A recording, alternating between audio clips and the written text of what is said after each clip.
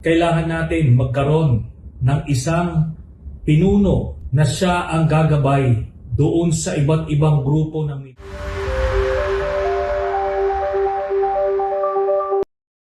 Magandang umaga po sa lahat ng conveners at members ng Risa Na Movement. Una sa lahat, nais ko pong sabihin sa inyo na kaisa ninyo ako, hindi lang sa pagsapi ng Risa Na Movement, kundi sa pag-pursue ng lahat ng objectives ng grupo, pati na rin ang inyong mga future activities. Nais ko pong sabihin na may dalawang mabigat na dahilan kung bakit napapanahon ang pagtatag ng samahan na kagaya ng Risa Na Movement. Una, in light of what's happening ngayon sa Senado at itong upcoming impeachment at marami pang mga destabilization activities, kailangan natin magkaroon ng isang pinuno na siya ang gagabay doon sa iba't ibang grupo ng middle forces. Kailangan natin bantayan ang ating demokrasya dahil sa mga susunod na buwan, susubukan nilang gibain itong ating demokrasya. Ikalawa, itong samahan na itinatag natin, ito na ang magiging panimula ng preparasyon natin tungo sa 2028. Hindi po ito maaga. Kabaliktaran, ito po ay huli na. Ngayon po ang tamang panahon at ito na nga ang magandang panimula. Ngayon po ang tanong, bakit si Senator Risa? Si Risa Hontiveros ang napili nating maging pinuno ng ating samahan dahil siya ay kumakatawan ng mga katangian na nais natin sa isang pinuno ng ating bansa. Bukod sa kanyang mga qualifications na alam na natin kung paano siya nag-excel sa kanyang educational background, bukod pa riyan, through the years, ilang mga advocacies ang itinulak niya na ipinaglaban niya ang iba't ibang sektor ng ating lipunan. Nandiyan na yung mga mahihirap, yung mga manggagawa, ang kababaihan, ang LGBT community, pati na ang kabataan at iba't ibang mga sektor pa.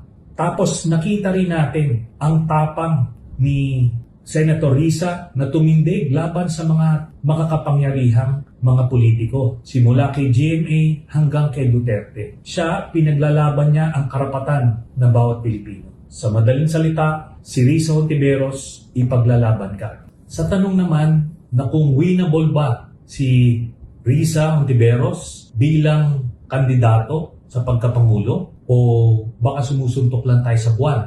Alam ko, marami sa inyo, yan ang iniisip sa ngayon. Para masagot yan, ang aming grupo ay nag-conduct ng surveys simula nung January at pangalawa nung April para matrack natin kung ano ba ang lagay ni Senator Risa at ito po ang aming mga findings. Sa unang survey nung January 2026 at si Risa naman ay nakakuha ng 29.4%. Tapos nung nag-conduct muli kami ng survey noong April 2026, tumaas naman si Senator Risa ng 32.5% o nadagdagan siya ng 3.1% in 3 months. Pero ang tatandaan natin na ang winning number is only 51%. Hindi niya kailangan habulin yung 63%. Therefore, ang kailangan na lang habulin ni Risa ay only 18%.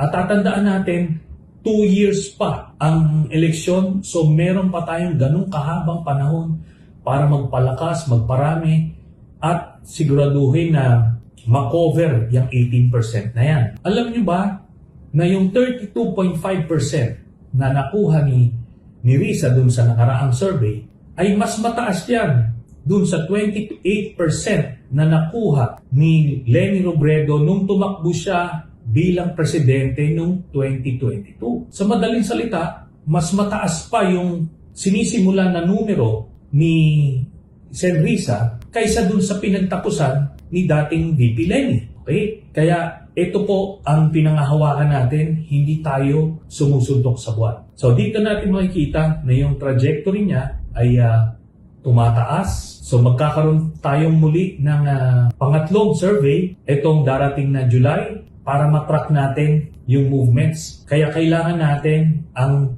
tulong ng bawat isa para mas ma-appreciate natin yung mga numero na pinakita ko sa inyo at para malaman natin kung saan ba nanggagaling yung mga boto dito po sa Luzon, sa NCR 38.3 si Risa. Di kita na nalabanan yan. At tatandaan natin, hindi pa nga nagdedeklara si Risa nito. Tapos sa Region 1, Region 2, at Region 5 ay panalo si Risa. Doon naman sa ibang regions like Region 3, Region 4, di kita na ang labanan.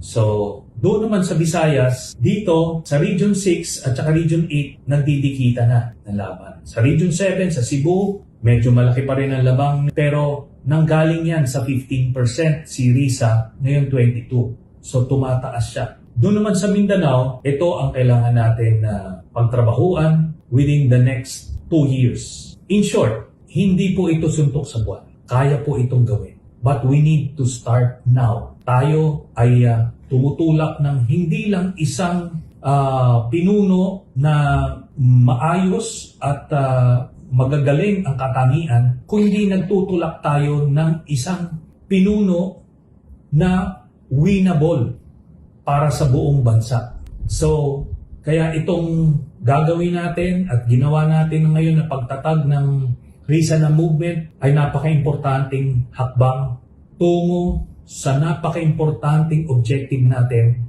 na maipanalo ang 2028 elections. Kaya muli, ako po ay nagpapasalamat po sa inyo at sa mga darating na panahon ay magkikita-kita tayo para mapagtulungan natin na ma-accomplish ang mga iba't ibang objectives na sinet natin dito sa ating grupo.